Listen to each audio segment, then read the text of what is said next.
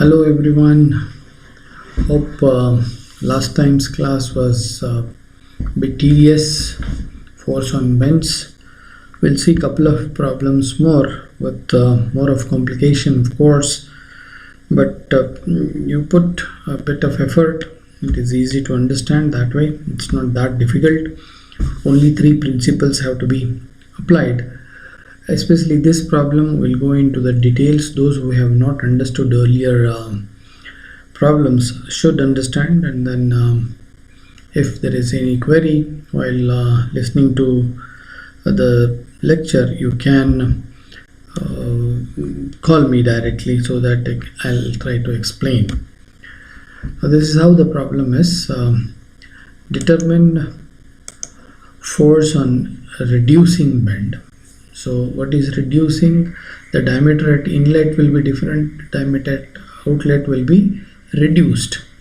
So that is what is reducing bend, right? It will not be the other way around. Enlarging bend will be not rarely it will be there. With 45 degrees deflection in the horizontal plane.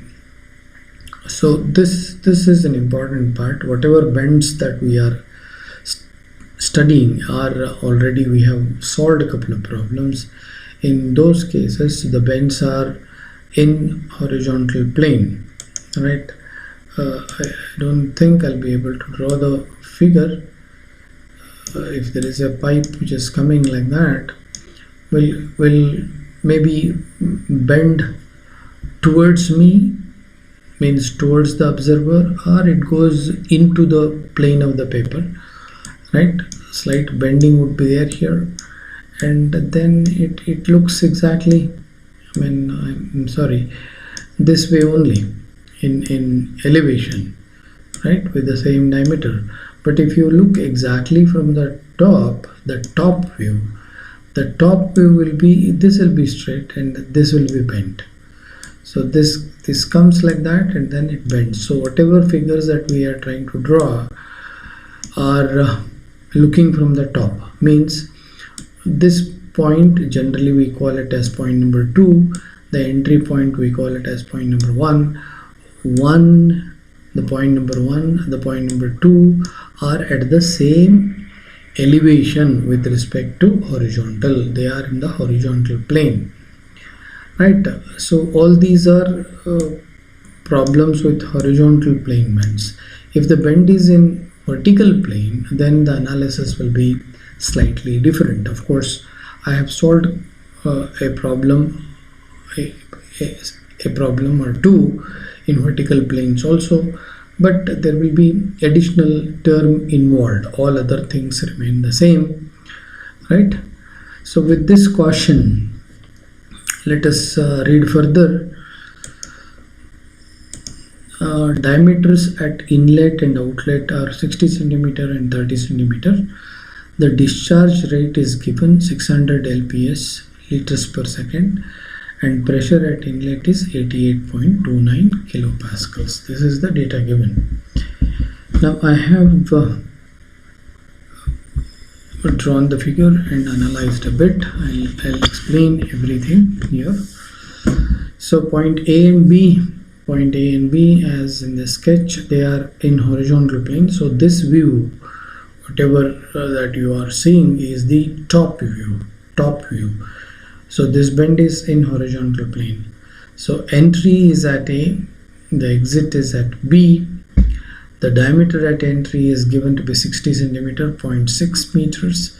If I calculate area, pi d squared by 4, I have calculated and kept it here, 0.2827 meters square, and they have said at the inlet the pressure is 88.29 kilopascals, kilonewton per meter square. Now this is the direction of the flow. Now this is deflected through 45 degrees, so the angle of deflection is 45 degrees. Now it is going this way. Okay.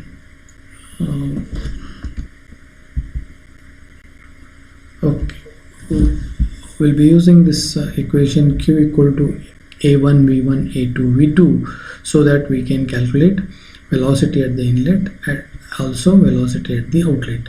Outlet diameter is given to be 30 centimeter, that is 0.3 meters. AB is equal to 0.0707 meters square. So using this relation Q equal to A1 B1 or A2 B2 or AV at A, AV at B. So 0.6 because it is liter per second. So liters divided by 1000, that is 0.6 meter cube per second. I have taken that. Then area at A is 0.2827. VA is an unknown, equal to area at B is 0.0707 VB. So from these equations one can calculate what is VA and what is VB. Because the diameter is more here, the velocity is slightly less compared to here. The diameter is less, because of that the flow has to be faster.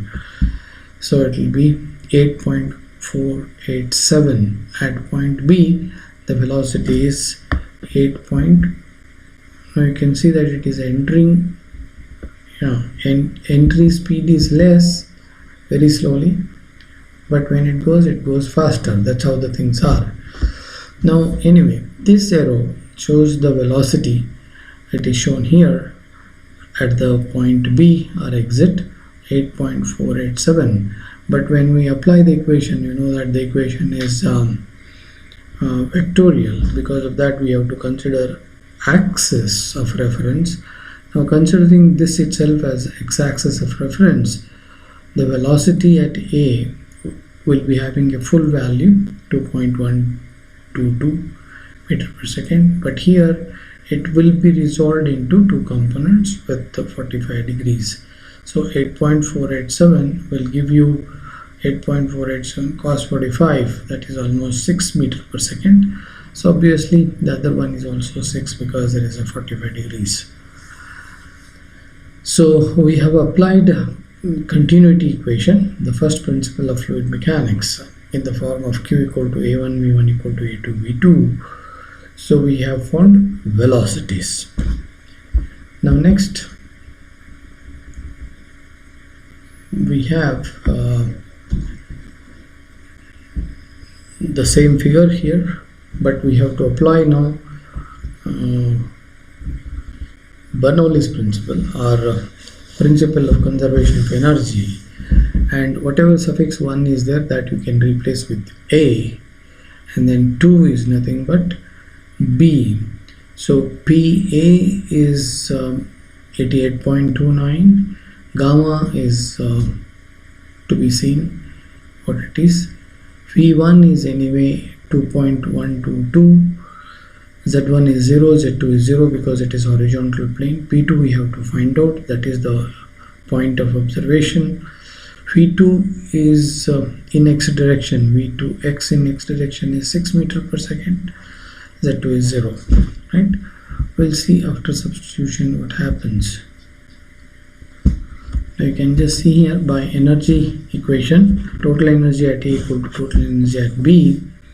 So at A and B, these terms should be equal to substitution 88.29 divided by 9.81 plus 2.122 squared by 2G plus 0, PB unknown 9.81, 8.487. This is full value, 8.487 squared by 2, because it is an energy, so full value has to be taken, 8.487 squared by 2z plus 0. So the pressure at B becomes 54.527. Okay, so this is working out of PB by applying conservation of energy principle. Now next, after this we'll have to apply impulse momentum principle. Now for impulse momentum principle, in each direction, now it is x and y direction which will be playing a role. Now force A is nothing but pressure at A multiplied by area at A. Area at A is 0.2827, pressure is 88.29. If you calculate force at A acting on the bend this way is 24.96 kilonewtons. Now FB, which is acting that way, is FB, which is at an angle of 45, is the pressure at B, 54.527 calculated here, multiplied by area, cross-sectional area. So that gives you 3.855 kilonewtons, which has got, if we resolve that into components, this will be cos 45, this will be sin 45. So it will be getting 2.722 acting the way the arrowheads have been shown. Then if I say there is a R, the force of bend on the liquid, so it can also be resolved into components. We have called it as Rx and Ry. Here I have called it straight away R cos theta or sin theta. Okay. Now all this force, this is sigma f, should be equal to mass rate of flow into change in velocity. But in this case, mass rate of flow m by t is equal to rho into q. Rho is 1000 kg per meter cube because it is water, into it is given 0.6 meter cube per second. That's why it becomes 600 kg per second as the mass rate of flow. Now applying the equation in x and y direction separately, in x direction, so what you have, 24.96 full minus 2.722 minus r cos theta, whole of this is in kilopascals, into 10 raised to 3, so that it becomes Newton per meter square, is equal to mass rate of flow m by t, that is 600, into final velocity in x direction. Final velocity in x direction is 6. We are not taking the full value, we are worrying in x direction only. So 6 minus earlier velocity in that direction is 2.122. So by solving this, we will be having Rx or R cos theta, which is 19.91 kilonewton, because it is assumed to be in kilonewtons. So the units are important, you have to write the units always. So this is in kilonewton.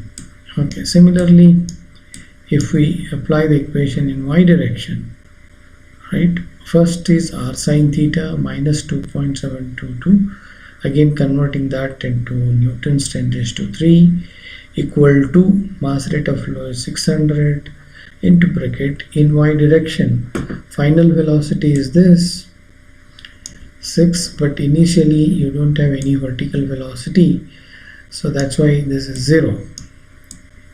So in y direction, v1 becomes 0, v2 becomes 6. So v2 minus v1. Only unknown in this is r sin theta, 6.322 kilonewton. Now by knowing that rx, r cos theta is left towards this way, r sin theta is this way, this r and theta can be found by using square root of rx squared plus ry squared. That gives you a resultant force. Then tan theta equal to r sin theta divided by r cos theta. So using these values, one can calculate theta and r. So this is how the problems can be solved. We'll see one more. So that is what impulse momentum equation is. Okay, here there is a problem. I have solved it directly, so I'm not writing the problem. I'll give you the data here. So again, it is a 45 degrees bend.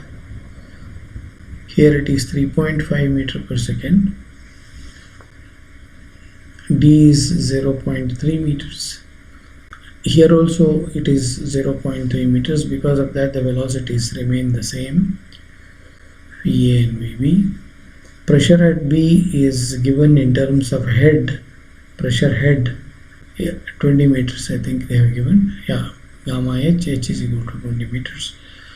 So pressure head becomes at a 196.2 Because there is no change in velocity, PA and PB will also be the same, 196.2 kN. So by continuity Q equal to A into V, one can calculate Q also, because they have given directly the velocity. Cross-sectional area gives you 0.2485 meter cube per second as the rate of discharge. Now next,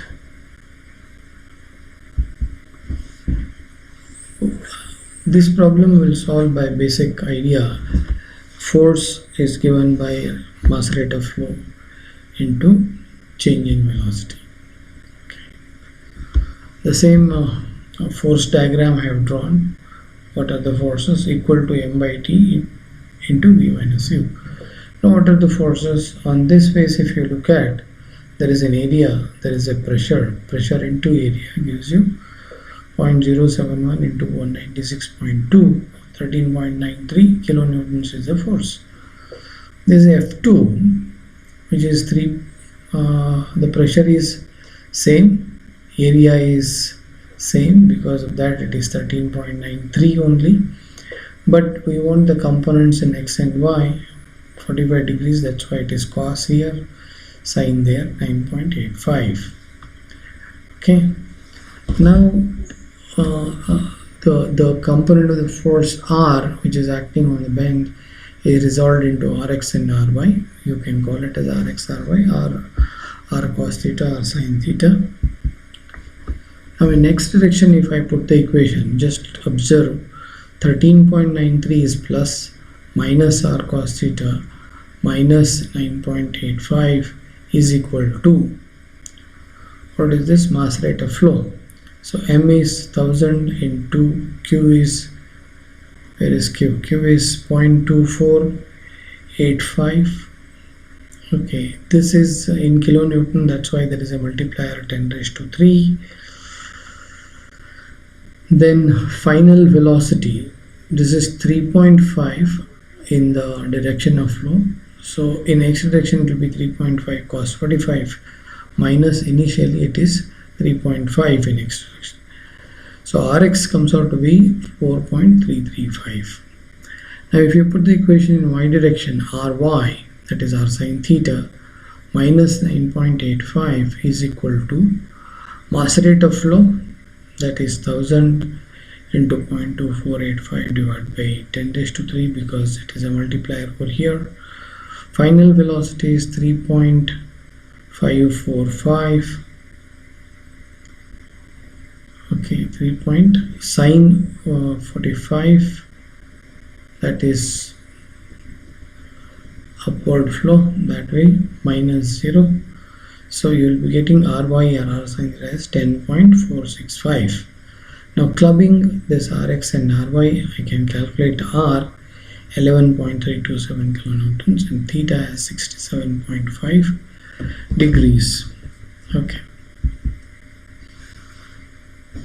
Okay, this is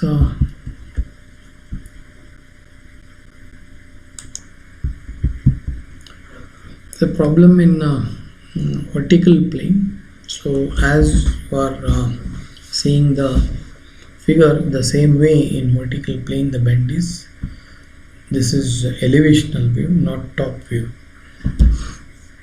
We'll read the problem. Water flows through a 180 degrees because it is completely changing its direction backwards. In vertical plane, reducing bend, the diameter is reduced as shown in figure. The pressure at the inlet pipe is 20 kilopascals at inlet 1, and the discharge is 0.4 meter cube per second. If the bed volume is if the bend volume means from here to here, the total volume, if they measure, they say it is 0.8 meter cube. Okay. Now calculate the force required to hold the bend in place. Means what is the R force to hold it in place? Otherwise, with this huge force, this would have straightened up or move off. This has to be kept in place. So there is an external force Rx, Ry, in general are equal to what is that force? That is the problem. Now why to find this force? Because in civil engineering, when you lay the pipelines, especially of bigger diameter, it requires to build a block, concrete block or masonry block on that, so that the pipe will not burst or it gets deviated or moved away, right? Even in day-to-day life, if you observe your own house plumbing lines externally, right, wherever there is a bend, they put very strong clips so that it won't move, right? If you have an experience, if you have a pipe which is openly fitted, and then there is a sudden closing pipe or something like that, right, it moves, it shutters, right, this way or that way. If you've got a rubber pipe, that is a hose pipe on construction site or garden site, and then if the flow occurs, the front end of the pipe, if it is free to just move on, so continuously the pipe goes this way or that way. That's only because the energy of water flowing or energy of liquid flowing will be making it to move. So here we are studying that force on the bench, so that this force has to be given by the anchor block. The block which will be holding the bends in position are known as anchor blocks. Now anyway, we'll solve the problem now. Okay, here I have drawn the same figure.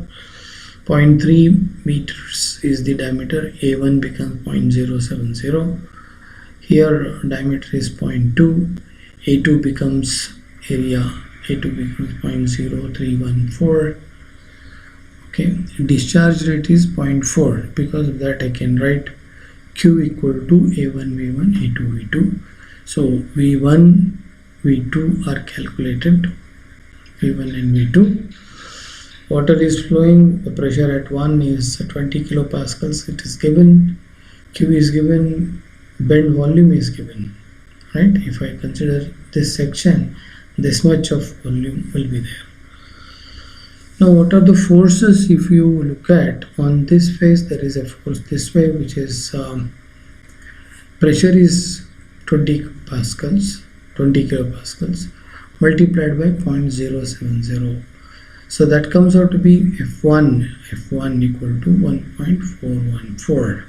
Similarly on this, P2A2 will give you 1.245 kilonewton, but this force is this way.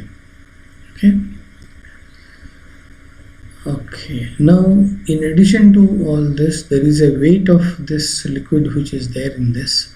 They have given 0.8 meter cube as the volume, so weight will be calculated as 0.8 the volume meter cube, and kilonewton per meter cube is specific weight, so we'll get 7.848 kilonewton as the vertical force, self weight, which will be acting downwards. Okay, now we'll go step by step. Here we have applied the continuity equation and found the velocities. Next is energy equation. So energy at the point 1 is equal to energy at point 2 plus HL. So P1 by gamma V1 squared by 2Z Z1, P2 by gamma V2 squared by 2Z plus Z2 plus HL equal to 0. There is no head loss mentioned, but Z1, Z2 you have to take care. So if I take my datum of reference at this level, Z1, now it is Z2 which becomes 0. I'm sorry.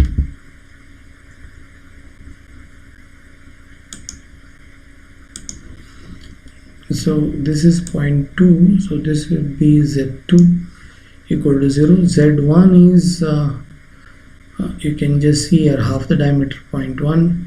This spacing is given to be 0.3 0.3 plus half of the height 0.15. So that is what is written here. 0.1 plus 0.3 plus 0.15, 0.55 meters of the Z1. Now if I substitute 20 kilopascals is the pressure divided by 9.81 plus velocity at inlet is 5.66 squared by 2g plus Z1 is 0.55 meters, right, equal to P2 by gamma, we don't know P2, 12.732 squared by 2g plus Z2 is at 0 level. Now if you multiply by 9.81 everywhere, this becomes 20, this becomes 5.66 squared minus 12.7322 squared plus 0.55 9.81 is equal to P2. Then what is done is multiplied by 2. So there is 2 here multiplied by 2 here.